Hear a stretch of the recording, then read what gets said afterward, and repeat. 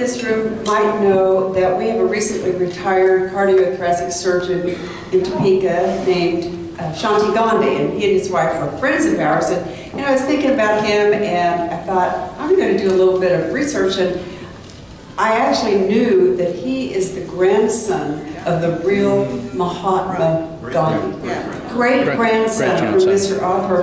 So this led me to do a little bit of further research. Mahatma Gandhi often walked barefoot, which produced very impressive calluses on his feet. He also ate very little, making him very thin and frail. And with his unusual and very slim diet, he often suffered with bad breath.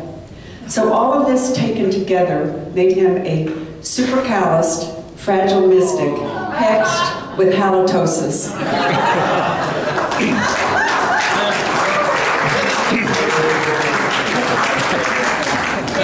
Got through that. And today, I know you want to know, it's National Waffle Day.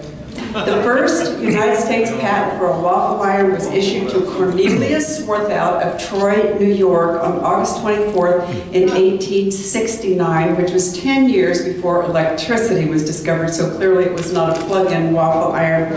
So this day is celebrated every day on August 24th. So now we'll officially begin our meeting with a verse of America with hers. My country is to thee, sweet land of liberty, of thee I sing.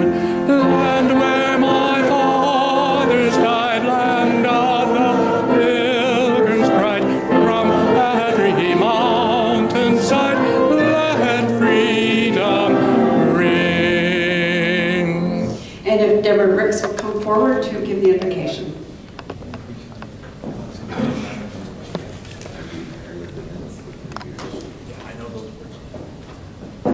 Good afternoon. This time of year always brings to mind changes. Forever, I think I'll think of this time of year as a big line in the sand where life has changed dramatically. And with those changes, not seasonal, but I think, you know, with things that go on in life, there are challenges and there are also opportunities. Some of those opportunities are presented personally through businesses or through Rotary. So as you consider what opportunities you're going to take part of in this next year, let me share a poem with you. It's called Once Upon a Time, and it's written by Aaron Hansen. If I read to you a story starting once upon a time, and you realized that it was your life spelled out on every line, would you hear my voice with wonder as it brushed across each word, and pray my arms had strength to hold the truth about your world? Would your view on life be different? And would it shock you most to find that the things you thought defined you could be summed up in just 2 lines? And all the ones you took for granted, the ins and outs of every day, played a bigger part in who you are than what you'd ever dare to say? Would you wonder at the pages left and all the places that they'll lead? Then vow to make each moment one you'd be proud to read. Because there is a story of your life, but it's you that holds the pen. And I hope you'll fill the pages right before you reach the end. Thank you. Thank you, Deborah. And Anita Wolfast will do our guest introductions today.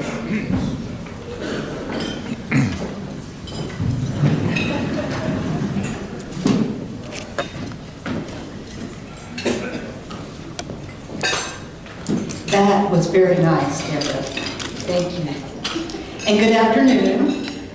We Rotarians are always happy to have guests join us at our meetings. We welcome you and ask that you stand when your host introduces you, and we'll hold our applause until all of our guests have been introduced. I'm going to start with my guest and ask her to stand. Gail, at this table here. She is Gail Smith of Federal Home Loan Bank, where she is Senior Executive Assistant, and she is also President of my APWA chapter, and really importantly, a potential member. She's committed. So, thank you, Gail. And next we have Joanne, who has a guest. afternoon. I'm pleased to introduce to you Bill Anderson, who is also a prospective member. And I can't decide if he's right brain or left brain because he has both his law degree and his nursing degree. So, welcome, Bill. Kathleen Marker has a guest. So I'm happy to introduce Allison Marker, who's my daughter. Oh, wonderful. And we have a visiting Rotarian from Leewood. He is a consultant, Chuck Udell, at the table up here. Join me in welcoming our guest.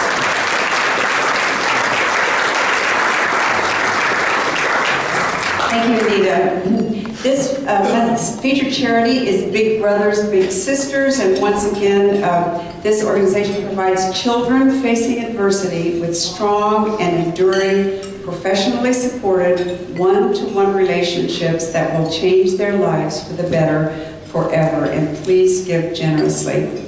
So Chuck, if you'd make your way up here. Just a couple of announcements today. We have, as a reminder, a week from this evening, our All Topeka Club Social. Next Thursday, August 31st, 5:30 to 7:30 at Topeka Civic Theater. And our District Governor, Adam Ellert, will be there. And hopefully we'll get to meet some of the other members in other Rotary clubs in the area as well. And we do need to have you register online or through our website, so we'll have a head count. So I'd like to introduce Chuck Udell. You just heard his name. He is our district trainer, and he will help us with RLI. And again, he's from the Leewood Rotary Club. Thank you, President Grace. Good afternoon, fellow Rotarians. It's always good to be here in Topeka, and thank you for giving me a few minutes. I know that many of y'all are, of course, enthusiastic members of this awesome organization, we belong to. And I also know that many of you know a good bit about Rotary, and at the same time, y'all want to learn more about our organization. So with that, I'd love to invite you to join us in the next Rotary Leadership Institute. The Rotary Leadership Institute is all about not only learning about Rotary, but more important, as important I should say, meeting other Rotarians from around our district and learning about things that you could try back at your club. Your club does some amazing things. And in fact, I picked up something just this morning that I saw up here on your slideshow, which I'm going to suggest to my club. So interaction among members of different clubs is pretty amazing, and we learn new things. Our RLI, Rotary Leadership Institute, you're not going to be lectured to, like I'm doing now. You'll be facilitated. There will be facilitators, and we're blessed. We have one amazing facilitator sitting here. Blanche, take a stand. Our own district governor-elect. And I give credit to Blanche because she preceded me as district trainer, and she really started this program, so my job was actually pretty darn easy. So thank you, Blanche. There are also other graduates of Rotary in the room, and I'm not going to go through all their names because there are quite a few of you. And don't take my word about it, talk to them. Now, one of the challenges we've had with RLI is we've asked you to give up 3 Saturdays. And for some of y'all, I know that's easy. For others, I know that's difficult, particularly with other obligations that you have, particularly with friends and family. So what we're going to do this year, we're going to have it on 2 Saturdays and 2 Tuesday nights. The Tuesday night sessions will be online. So you'll be able to participate in the 2 online sessions from the comfort of your own home or wherever you are. I just ask you though, because it is going to be using Zoom technology where you'll be able to see everybody, so you will have to be dressed somehow or somehow. So anyhow, the dates. So Saturday, September 9th, the first session, that will be at the Kansas City T-Bones Stadium, courtesy of our district governor, Adam Elhart. Session 2 then will be on Tuesday, September 19th, and Tuesday, October 10th from 7 to 9 in the evening. So So those of you that have some early evening commitments, no worries. And then the last session will be back together again at the ballpark on Saturday, October 21st. So with that, I want to see you there. I want to see you there. I want to see you, and I want to see you. So please join us for RLI, and thank you so much, Grace. Thank you, Jeff. I can attest to the fact that it's a very well spent portion of time. I learned so much and meet so many people and pick up really good ideas. I want to tell you that we get district grants. We have the opportunity to get district grants from the district, which is some of the money that we've given then comes back to us 3 years later. And tomorrow is the deadline for us to turn in our grant requests. And I just want to say that there has been a lot of behind-the-scenes work, and I'm so grateful for everybody who's done that. The board had a lot of input, and our 2 grant writers have just been phenomenal. Edie Sneeden, I forget where you're sitting. Raise your hand, Edie. Yeah, phenomenal work. Glenda Du Bois is the other, and I don't think she's here today, but a huge thank you to them. We're asking for about $7,000 total from the grants that we're requesting, and we should know by mid to late December whether we get that, and we'll have money in hand sometime in October. So we're looking forward to that, and thank you so much for the work that's been done on this. We have a very exciting speaker today, and I can't wait to hear about this. So Raymond, if you'd come forward and introduce our speaker, that would be great.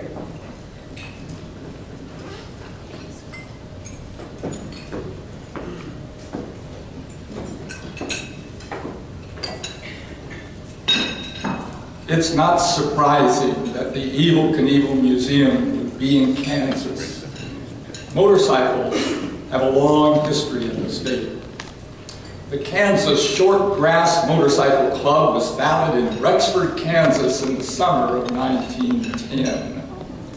It achieved national acclaim largely because of its well-publicized long-distance motorcycle tours into Colorado and Wyoming. During its heyday, the club described itself as the most famous motorcycle club in the world. Our speaker today is Mike Patterson, who is the 3rd generation owner of Topeka's Harley-Davidson dealership. His grandfather, Henry Patterson, established the business in 1949, and it is now among the 10 oldest family-owned dealerships in America. Mike's leadership as president included an official name change to historic Harley-Davidson, reflecting the dealership's expertise in restoration. They currently restore motorcycles from all over the world and pride themselves in unparalleled customer service. Mike has a business administration degree from Kansas University. He and his wife Kathy, both natives of Topeka, have been married for 27 years. When Mike started working at his family's dealership more than 30 years ago, he never dreamed of building a museum. As he tells it, there are some things you just can't say no to. Through tireless work and dedication, the vision and collection which began in 2013 grew into what they have today.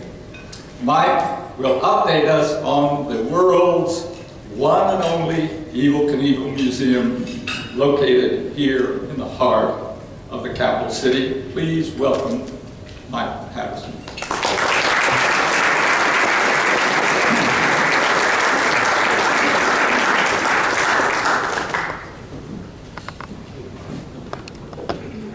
Thank you, Raymond. Hello, everybody. I'm really excited to be here today to talk about the Evel Knievel Museum and just give you an idea to how it happened and why it's here and our exciting launch, where we're going from here on. First, I want to recognize a couple of people. One, Joanne Morrell, that's with me here today. Many of you know her. She is the energy and really the reason there's a Children's Discovery Center here in Topeka, and we brought her on early in our project to help consult with us, and she's been with us the whole way through.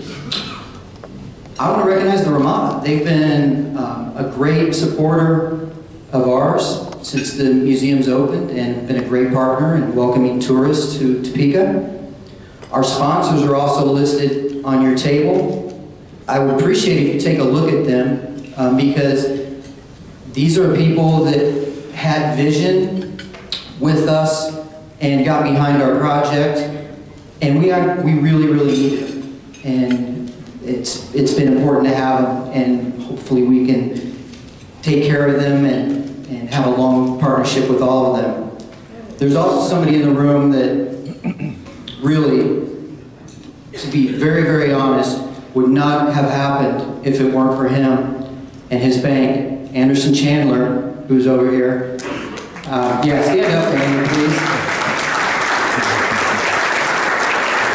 And that applause is it's appropriate for many reasons, but Andy's been our banker for 68 years. The whole time that when my grandfather started the business in 1949, we banked with Fidelity Bank. And the Evel Knievel Museum would not be here without him and his team. There's just no doubt about it. So thank you, Andy. I'm glad you're here. I want to tell you and give you an answer to the question that's asked the very most of us when they come to the museum is, why is the museum in Topeka? And so that's what we're going to talk about here for a little bit. But to talk about that, we have to go back to where my grandfather started the business in 1949. He was on Kansas Avenue, and he was there for a little while until the Brood Hotel caught fire and crushed his building there on Kansas Avenue. So he moved out of town to 6th and McVicker and started with a new building over there. And then a year later, that was about 1951, and we all know what happened in 1951. So he got flooded. So the first 2 years here after he moved from Colorado were pretty tough, but he persevered, and it's the reason I'm still here. We then moved up to Highway 24 in 1989, and we had 10 years there until we needed to expand a little bit more, and the opportunity came to buy the building on Topeka Boulevard, where we're currently at 21st and Topeka Boulevard. So as Raymond said, we do restorations, and this is part of our history. One thing that makes us unique is we'll work on any year of Harley-Davidson. We have developed a reputation for doing restorations, and we do take care of people all over the country and have a lot of great clients. So we got a call from a family of Jerry Lee Lewis, the rock and roll legend, in 2013, and they wanted us to restore his bike. The bike had been given to him in 1958 by the Harley-Davidson Motor Company, and it had been taken completely apart. So we went to Memphis to pick it up and found it, and we had to dig through his garage in boxes, and we brought it back in buckets. We spread it over the floor after we got it back. So we rebuilt the Legend's motorcycle, and he was very happy about it. And that's the end result of it. So it went back to his house, and actually in his living room in Memphis. He was so proud of it. A few years after that, he decided to sell it. So he took it to Mecum Auctions, and it was a live auction on TV. And he actually showed up and played the piano. And the motorcycle sold for $380,000 that day. So it's a top 20 auction motorcycle of all time. So we were very happy to be a part of that, and take care of. Really what it did is it helped him through his last few years too. I mean, he's still living, but somebody else has that motorcycle now. So the connection, this is the story where the connection came. Their family had been working with an Evel Knievel collector. His name is Lathan McKay. Lathan had a partnership with the son-in-law of Jerry Lee Lewis. After we had built this bike, Zeke Lofton, Jerry Lee's son-in-law, called me and said, my friend Lathan just bought Evel's Mack truck, his 1974 Mack truck and trailer, Big Red. And that's what Big Red looked like back in the day. If you remember it, it was a show hauler, it was kind of a signature piece, and it went to every jump that he did.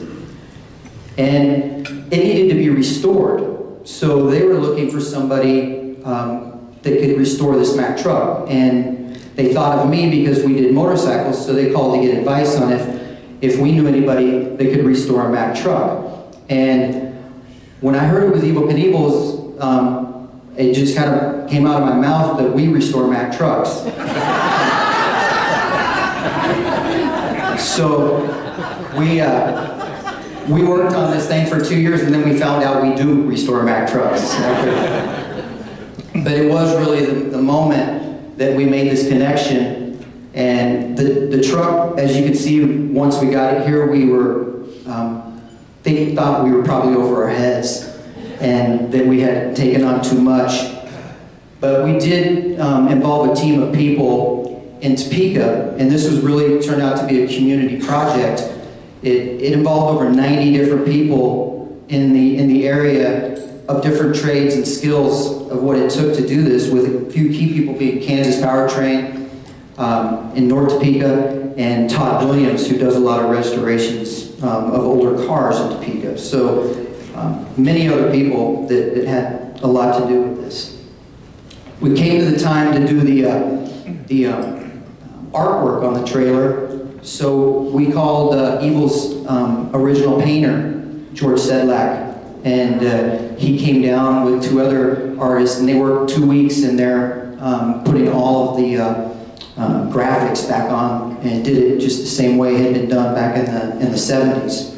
So the truck rolled out, and it was unveiled in 2015. And so we got it back together, and it's as good or maybe better than what it was back when Evel had it back in the 70s. So about that time, Mack Truck got involved because they had given this truck to Evel in 1974.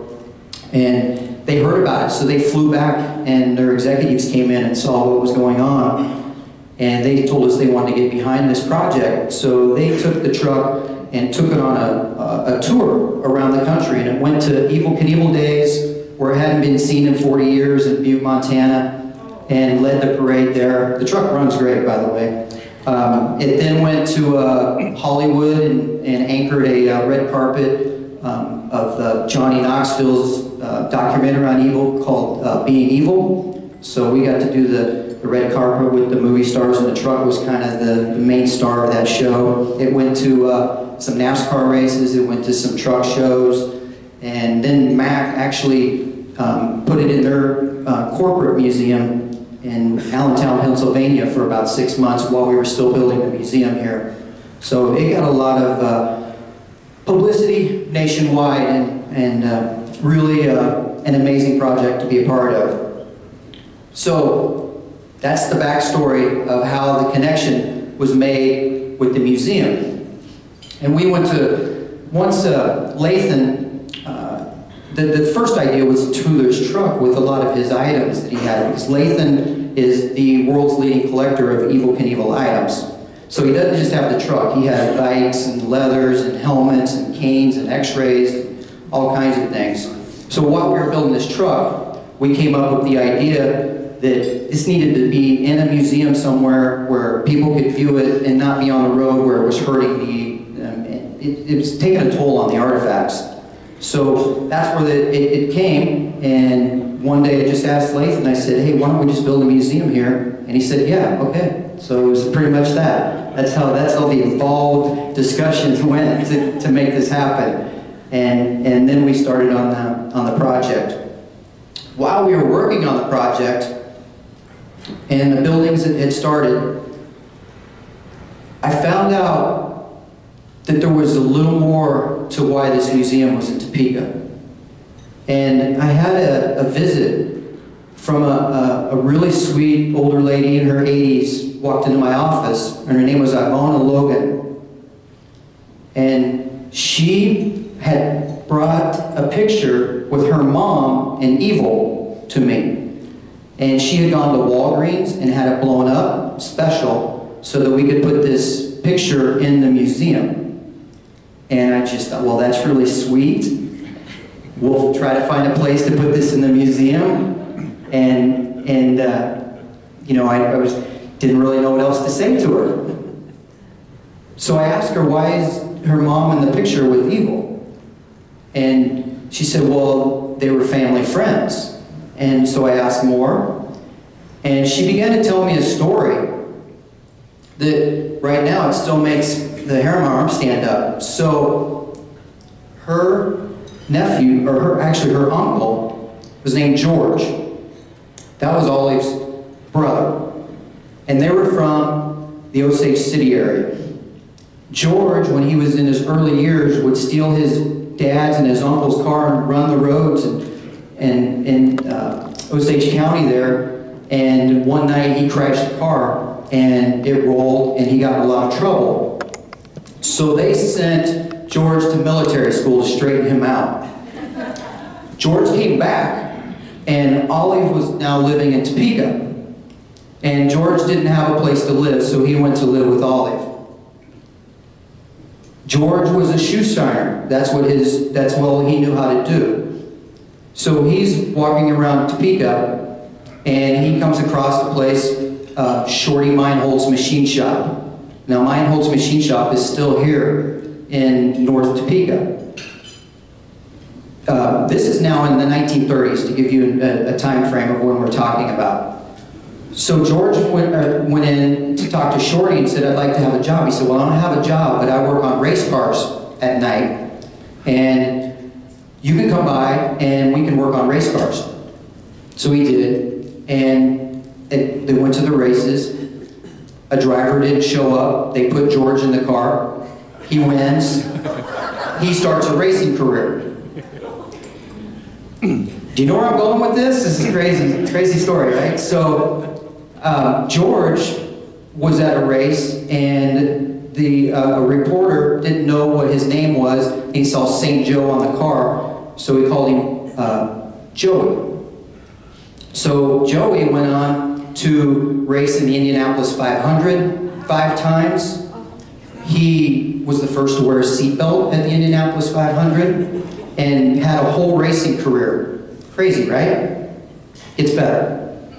So after his career, Joey started basically a thrill show called the Joey Chitwood Thrill Shows. And now I know some of you have heard of the Joey Chitwood Thrill Shows. And honestly, I did not know that Joey Chitwood was a Topekan, but that's where he's from. So Joey did events all over the country and was nationally known, and did an event in Butte, Montana. There that day was a 15-year-old boy named Bobby Knievel watching Joey Chitwood. And on the back of Joey Chitwood's book, there's a quote from Evel Knievel that says, it was that day that I saw Joey Chitwood that I knew that this is the business that I wanted to be in. And it still makes my hair on my arm stand up. So what we're saying is, if it's not for Topeka, it's very possible, it's more than possible, it's impossible, there would have been an Evel Knievel. He would have been a miner in Butte, just like everybody else. But that inspiration from that Topekan that day put him into the business. Then I knew why we had the museum in Topeka, after we had seen that. So, pretty cool story there. So the museum actually, officially, we had a grand opening on June 30th. And just a really fun time. I think the thing that most people don't know when they come to our museum is that it's a little more than a display. It's really, I think we can say it's a world-class attraction. There's a picture of Big Red that kind of anchors the museum, the artifacts in the museum. The 63-foot truck that's on the lower level. We have his bikes. We have his leathers. We have 60 videos running through the museum of his jumps and his crashes. We have interactive displays that you can do touch screen and look at his broken bones and look at the x-rays and look at the crashes that caused the broken bones. We have a documentary theater on the truck, and we have a movie theater that shows Evel's movies. Probably the biggest thing that people enjoy is the 4D interactive jump. And that's where you get on and you get to sit on a bike and you put on the virtual reality goggles and you make a jump. And it's actually, the footage is from downtown Topeka. We shot it last August, and maybe some of you saw it. And we jumped 15 police cars. So you get to actually go on the jump, and there's a lot of screaming in our museum. That's what's unique about our museum. In fact, since the showroom of the dealership is right next to the museum, people are very questioning. They look at us funny when they hear people screaming, and they think it's inside the walls, and we've had to explain ourselves a little bit why there's people screaming in our showroom. But it's fun. It's fun, and it's fun to see people when they're in the museum laughing and doing different things. So it's an experience. Now, one person I wanted to also tell you about is another Topekan, Jim Kaplinger, and I know many of you know Jim, but without Jim, the museum wouldn't be what it is. There was a few items that were really important to have. Evel's Sky Cycle, there's some amazing artifacts in there. The fact that we even have that wouldn't have happened without Jim Kaplinger. So one of our co-founders, along with Lathan and myself, and wanted to make sure you guys knew about him. On June 30th, we had our grand opening, as I said, and these were people that came from all over the country, literally coast to coast. 11 of Evel's crew members are still alive, and 10 of them were there that night, along with his wife, his son Robbie, who went on and did his career of jumping as well, and his daughter Tracy was there. We had some visitors from England that made the trip over just for the evening, and it was a real epic night and a great way to kick off the museum's start. So since that time, we've had 49 states of 50 visit as of today. We're still looking for Utah. So if anybody has friends in Utah, we need to get this done. But in the first 3 months, we're pretty proud that that's happened, and I think over 10 countries that have joined us too in visits. So I know some of you have been to the museum. And if you haven't, we would love to see you. You need to plan on about 2 hours when you come through, at least 2 hours. And I think you'll have a good visit. We just recently had a visit from a TV media guy that's in the music business. He was an old MTV disc jockey. His name is Ricky Rockman.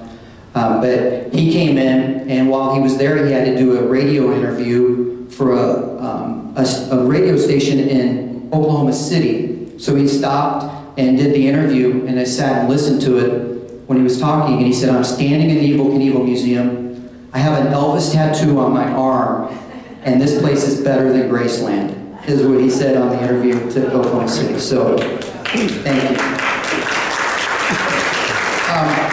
I do want to open it up if anybody has any questions. We're getting short on time, but if there's anybody that would has a question about the museum or anything we did.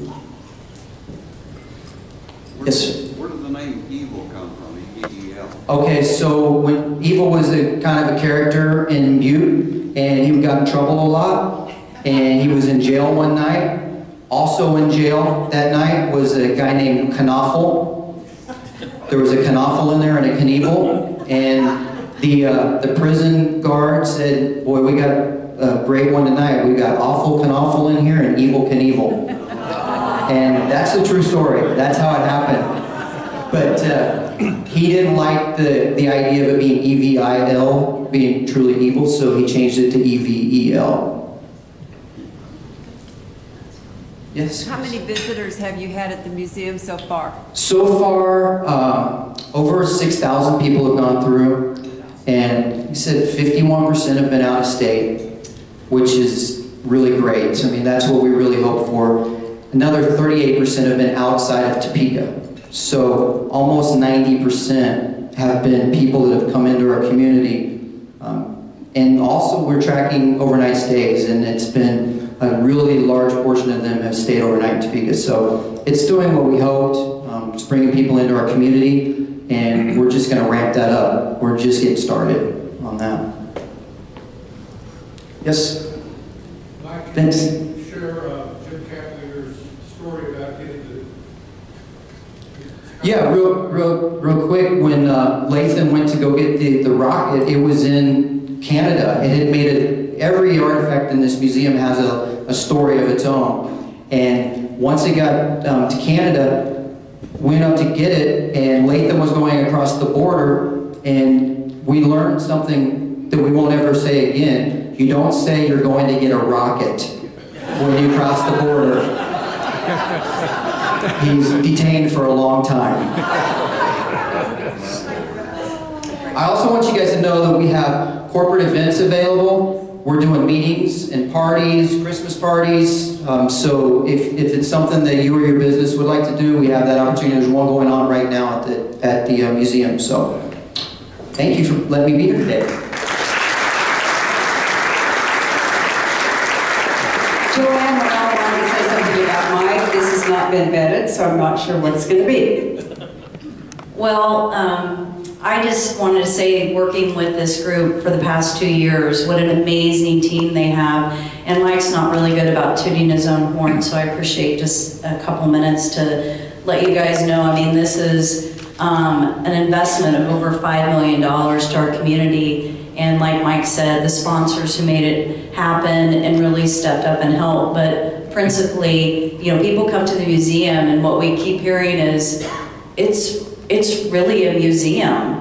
Like, it's legit. And on your table you have just some recent reviews, online reviews, 5 stars across the board, over 200 reviews since we've opened. And that is a credit to Mike and his team who built the museum. Every display panel, they fact check it. Mike's up till 2 a.m. making sure everything, I's dotted, T's crossed. And it's been amazing working with them. And if you haven't been here, I know some of you have, but if you haven't been there, you just have to go and see it for yourself. And I know I'm preaching to the choir, because if there's anybody who gets the importance of community and stepping up and things for children and education and doing the right thing, it's Rotary. And so this is a great group. We're pleased to be here today, and I just wanted to give Mike a round of applause for seeing this vision and bringing this to Topeka. It is the only one in the world, and it is something we can all be super proud of. So please come visit if you haven't, and thank you, Mike.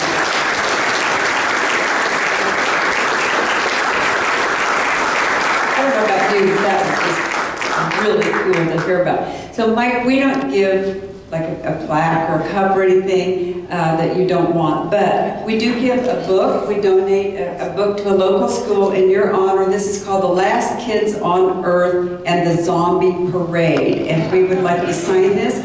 I do want to give you, however, a brochure about our Rotary Club. That's for you, and also what we call a 4-way test coin. And this is really important. It's the way Rotarians live. And you may keep it, you may give it away, but at least you'll have it. And I would also like to offer an invitation to you and to Joanne to consider membership in our club, or any Rotary Club. So thank you again very much.